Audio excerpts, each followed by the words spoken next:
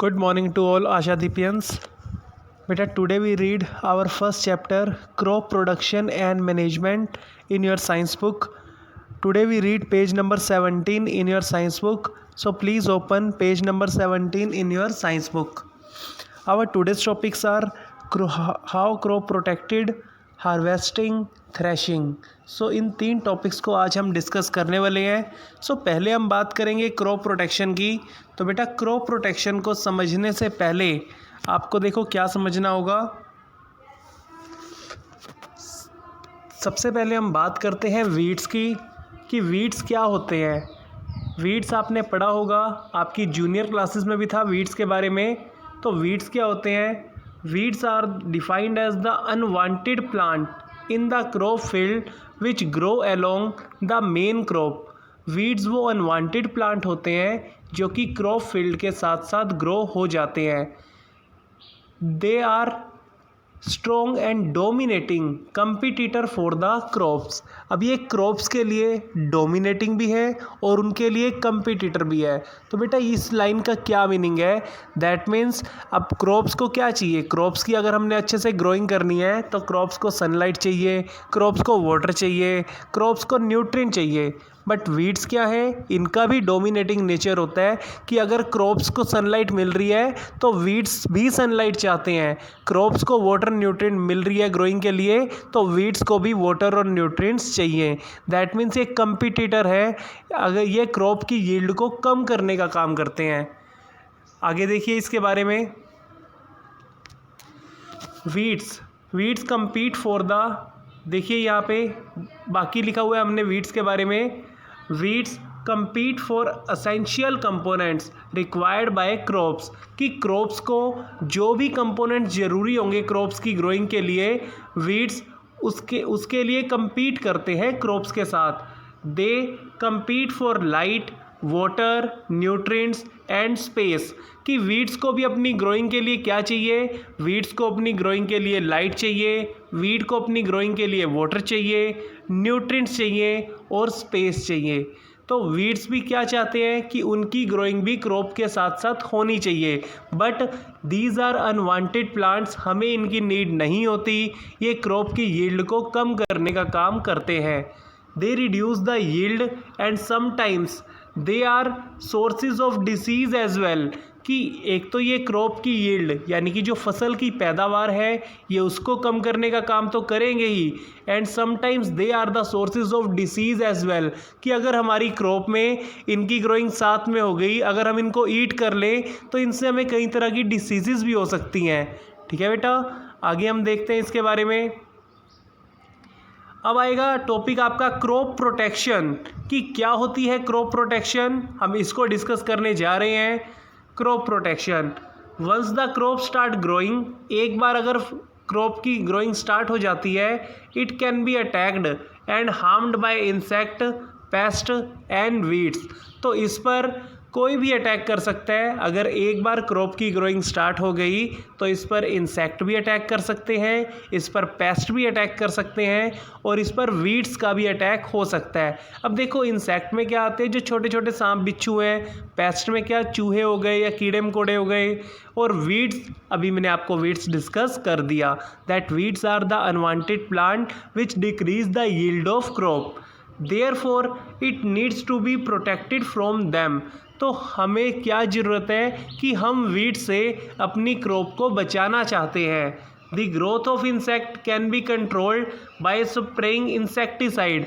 कि अगर आप इंसेक्ट की ग्रोथ को ख़त्म करना चाहते हैं या उसको कंट्रोल करना चाहते हैं बाय स्प्रेइंग इंसेक्टिसाइड्स. कि इंसेक्टिसाइड्स वो केमिकल होते हैं जिसकी हेल्प से हम इंसेक्ट की ग्रोइंग को ख़त्म कर सकते हैं और उसको कंट्रोल कर सकते हैं. These insecticide kill the insect, their eggs, larvae. Some commonly used insecticides are malathion and diaziston. तो कुछ केमिकल्स के नाम आपको बता रखे हैं जो कि इंसेक्टिसाइड्स हैं। इन इंसेक्टिसाइड्स के नेम क्या है? Malathion and disyston. और ये इंसेक्टिसाइड्स काम क्या करते हैं? They kill the insect, their eggs and larvae. Larvae वो पोजीशन होती है जिसमें कोई इंसेक्ट नया ग्रो होने वाला होता है। सो इंसेक्टिसाइड इन सभी को किल करने का काम करेंगे।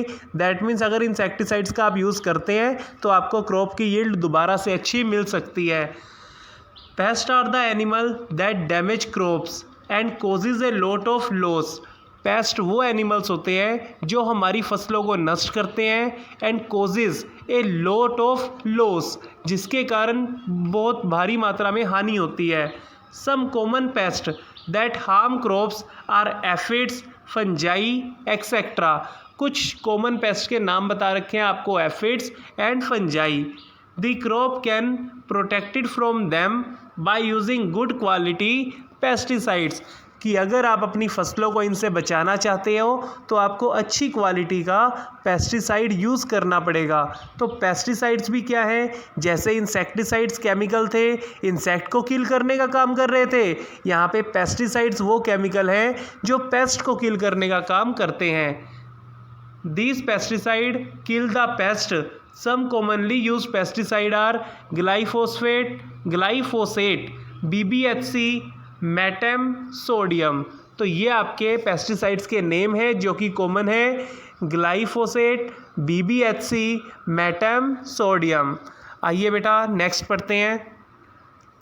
इसके बाद आपको करके दिखाई जा रही है यहाँ पे हार्वेस्टिंग। हार्वेस्टिंग का मीनिंग क्या होता है? Cutting of crops. एक बार क्रॉप की ग्रोइंग हो गई अच्छे से, आपने उसकी इरिगेशन भी कर दी, आपने इंसेक्टिसाइड और पेस्टिसाइड्स का छिड़काव भी कर दिया, बाद में फसल को काटा जाता है, जो कि प्रोसेस क्या होता है? हार्वेस्टिंग का। हम पढ़ते हैं अब हार्वेस्टिंग को कि क्या होता है harvesting. After taking proper care, proper irrigation, timely use of fertilizers, pesticides, weedicides, insecticides, finally the time comes when the crop is fully mature। आपको बताया जा रहा है यहाँ पे, जब आप क्रॉप की अच्छे से केयर कर लेते हैं, उसकी सिंचाई कर देते हैं, उसमें फर्टिलाइज़र्स को ऐड कर दें। फर्टिलाइज़र्स का मीनिंग है उर्वरक, जो सोइल की फर्टिलिटी को इंक्रीज़ करने का काम करते हैं। Pesticides, weedicides, insecticide, these are those chemical which kill the pest, weeds and insect। finally the time comes, और लास्ट में वो टाइम आता है जब आपकी क्रॉप पूरी तरह से मैच्योर हो जाती है। दैट मीन्स वो कटने के लिए तैयार हो जाती है। The process of cutting and gathering of crop is called harvesting. तो जिस प्रोसेस में क्रॉप को कट किया जाता है, उसको इकट्ठा किया जाता है, उसे हम हार्वेस्टिंग बोलते हैं। क्रॉप का मतलब होता है फसल। Harvesting of cereal crops can be done either by manually with the help of sickle or with the help of machine called harvester। कि जो हार्वेस्टिंग की जाती है या तो सिकल की हेल्प से, सिकल क्या होता है? जिसे हम खुरपा कहते हैं, और with the help of machine, जिस मशीन को आप बोलते हो harvester. The crops generally take 3 to 4 months to mature. अब क्रॉप को मैच्योर होने में 3 से 4 महीने लगते हैं। Traditionally harvesting is done using a sickle.